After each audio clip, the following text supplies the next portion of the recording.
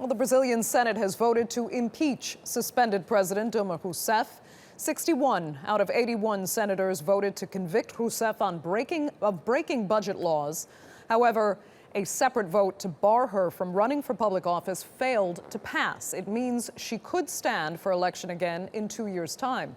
Interim leader Michel Temer has been sworn in as the new Brazilian president until 2018, when new elections will be held. Let's cross live now to Annalise Borges, who is following the story from Brasilia.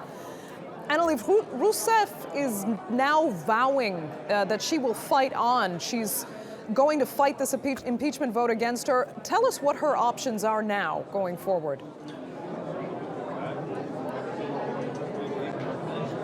Well, earlier today we had heard from Brazil's Chief Justice, so the leader of that Supreme Court, the person that was presiding over this session here in the impeachment trial, that there will be no recourse. This would be a final ruling and there would be no other possibility to change this decision. But we've now seen over the past few minutes that there are appeals already being filed within that Supreme Court. And the justification seems to be that Brazil's Chief Justice was here merely representing the Supreme Court rather than voting on behalf of that Supreme Court. So indeed, Dilma Rousseff can appeal of this decision that was deemed final, to move to formally oust her from office. Of course, the big surprise today was the fact that there was a separate vote in which she was voted.